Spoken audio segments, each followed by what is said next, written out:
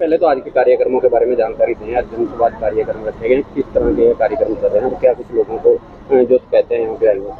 देखिए, माननीय मुख्यमंत्री जी ने जनसंवाद का कार्यक्रम शुरू किया था और उसकी जो परफॉर्मेंस थी सारी को देखने के बाद उन्होंने सभी जो मंत्री हैं, जो सभी सांसद हैं, उनकी सभी की जिम्मेदारी लगाई कि वो सब के सब मिलके और गांव-गांव में जाएंगे, लोगों की के साथ बातचीत करेंगे और जो सरकार ने काम किए उनके बारे में जानकारी देंगे और उसके बाद जनता से पूछेंगे उनकी समस्याएं क्या हैं। जो बड़े काम है मैं समझता हूँ काफ़ी बड़ी मात्रा में हमने कर लिए, लेकिन उसके बावजूद भी लोगों की समस्याएं तो हैं और टाइम के साथ समस्याएं होती भी रहती हैं पैदा।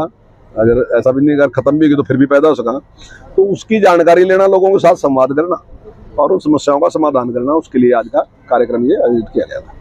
सरकार के द्वारा मॉडल सांस्कृतिक स्कूल बनाया गया है रायपुर रानी में, लेकिन जो दूसरे बच्चे हैं हरियाणा बोर्ड से जो शिक्षा प्राप्त करते थे उन्हें आसपास के स्कूलों में एडमिशन लेना पड़ता है 10th के बाद।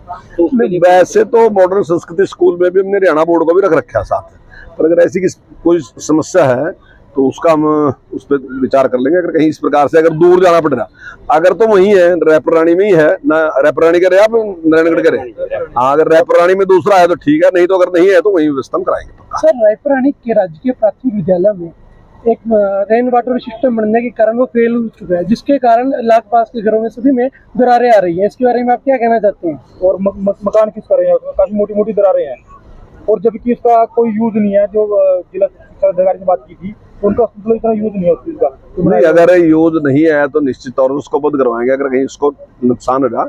लेकिन आज पूरे देश में इस प्रकार की डिमांड है कि जो बरसात का पानी है ना, वो इस प्रकार से खराब नहीं जाना चाहिए। नीचे धरती में अगर चला जाएगा तो वाटर लेवल ऊपर होगा, तो इसका सब जगह प्रयोग करा हो सका कि कोई चीज जहाँ किसी को लाभ पहुंचा रही ना, कहीं कहीं वो नुकसान भी कर देती है कई बार। जैसा आपने मुझे बताया, एक दो जगह और भी मुझे ऐसा जानने को मिला यहाँ कि एक दो जगह और भी यहाँ समस्या रही, क्योंकि यहाँ चोए की समस्या पहले ही है, फिलहाल पानी वाटर लेवल ऊपर है और उसकी वजह से कहीं और भी एक दो जगह मुझे सुनने को मिला। मैडम लतिका जी मेरे साथ थी तो इन्होंने बताया, वैसे लतिका जी के तो घर में भी निकल रहा पानी, इस प्रकार की समस्या इसने मुझे बताई।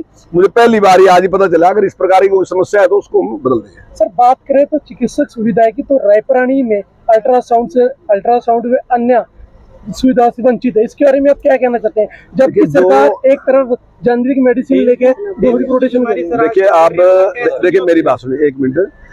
हमने जो मेडिकल सुविधा है, जितनी फैसिलिटी हमने उसमें बढ़ाई, मैं समझता हूँ जो पूर्व की सरकार थी उससे 3 गुना से भी ज्यादा हमने बेड बढ़ाई दिए और 2 गुना से भी ज्यादा हमने डॉक्टर बढ़ाई दिए उसमें। लेकिन जो डिमांड है बहुत ज्यादा है और जो उपलब्धता डॉक्टरों की बहुत कम है। मतलब हम अगर डॉक्टर लेना चाहें तो हमें डॉक्टर मिलते नहीं है उतने जितने की हमें जरूरत है। तो इसीलिए जो मेडिकल कॉलेज खोलने की बात या दूसरी इस प्रकार की बात चल रही, अब इन सारी चीजों में टाइम लगेगा। ऐसा तो है नहीं कि मैं आज फैसला करूँ आज ही सारा कुछ, डॉक्टर बनने में भी टाइम लगता है और उसको रखने में भी। तो अभी क्योंकि ये फील्ड यही ऐसा है जिसमें बाहर ज्यादा है पैसे और सरकार में कम है पैसे, तो मैं समझता हूँ प्राइवेट में जाना ज्यादा पसंद करते हैं लोग, तो ये एक समस्या है। लेकिन हमने काफी डॉक्टर, मैं समझता हूँ जितने पहले थे उससे उतने से ज्यादा, मतलब दुगुने डॉक्टर हमने करिए, लेकिन फिर भी अभी समस्या है और हमारा प्रयास है कि ज्यादा डॉक्टर हम रखें और लोगों की। सर, जब से HSSC के चेयरमैन गोपाल सिंह खत्री जी आए तब से ना बहुत कम भर्ती से सक्सेस हो चुकी है, बहुत कम ही हुई है। इसमें क्या? नहीं, अभी जो भर्ती होने लग रही है वो इतनी बड़ी भर्ती है कि एकदम ही जो पिछला वो था वो सारा पूरा हो जाएगा। और जिस प्रकार के आपने जो है ना जी, उसमें गोपाल सिंह जी का कोई रोल नहीं होता, वो तो हम किसी को टेंडर देते हैं। अब वो 2 कंपनियों के अलग अलग थे और गलती से वो पेपर में जो आप कह रहे हैं क्वेश्चन मिल गए, आपका कहने का अर्थ वही है, 2 बनाने वाले अलग अलग लगे उस टाइम उनके दोनों के दिमाग में इस टाइप का आया, तो लेकिन उसमें कोई घोटाला या फिर इस प्रकार की नहीं है। 2 व्यक्ति अलग अलग है, 2 एजेंसी अलग अलग है, उनके आदमी अलग अलग है, वो पेपर बनाने लग रहे। लेकिन अचानक ऐसा आया, कुछ क्वेश्चन ऐसे थे जो बिल्कुल सेम थे, वही क्वेश्चन उसने पूछ लिए, वही क्वेश्चन उसने पूछ लिए, लेकिन उसमें कोई इस प्रकार का कोई वो नहीं है। विधानसभा में एक मुद्दा उठा था, मोरनी के जो माधो वाला ठाकरा गांव है, इनको जोड़ने वाली एक सड़क है जो रायपुर रानी को जोड़ती है, वो विधानसभा में मुद्दा उठा है और वो कहीं ना कहीं वन विभाग के कारण उस सड़क का कार्य नहीं लग पा रहा है।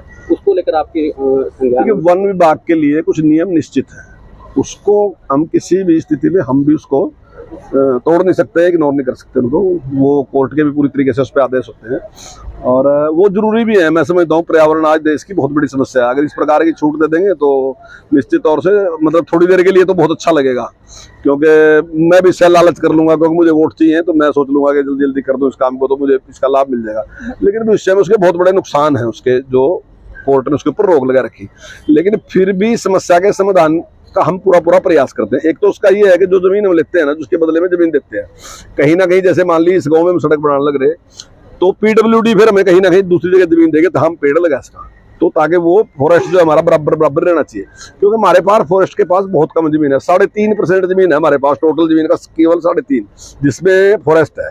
तो इसलिए उनका समाधान तो है, अगर जैसे जैसे वो आएगा तो निश्चित तौर से समाधान करेंगे उसका। जब अगर वहां उठी बात, अगर मान लो मुख्यमंत्री जी ने उस पर कोई हाँ करी या मंत्री जी ने हाँ करी, तो निश्चित तौर से उसका समाधान करेंगे।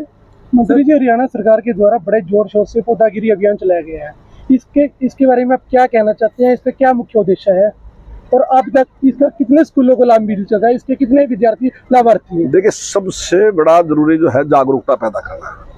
आप कितने भी कुछ भी कर लो, आप इस फॉरेस्ट डिपार्टमेंट को 4 गुना बढ़ा लो तो अब भी नहीं बढ़ सकता जब तक के लोग जागरूक होते हैं। मेरी सोच है ये, मैं समझता हूँ कि जो आने वाली नस्ल है उसको जागरूक, अब जो बड़े लोग होंगे ना उनको आप नहीं बदल सकते, वो जैसे बन लिए वो थोड़ा बहुत परिवर्तन हो सकता है, उनमें ज्यादा परिवर्तन नहीं हो सकता, लेकिन बच्चों में परिवर्तन हो सकता है। इसलिए हमने एक स्कीम ये बनाई कि जो भी बच्चा 9th क्लास में होगा तो हम उसको एक पेड़ देंगे, और जब वो 12वीं क्लास पास करेगा तो हम उस पेड़ को चेक करेंगे, अगर वो पूरी तरीके से डेवलप है पेड़ तो उसको 5 नंबर देंगे, जितना डेवलप है उतना, अगर नहीं है तो 0 भी देंगे।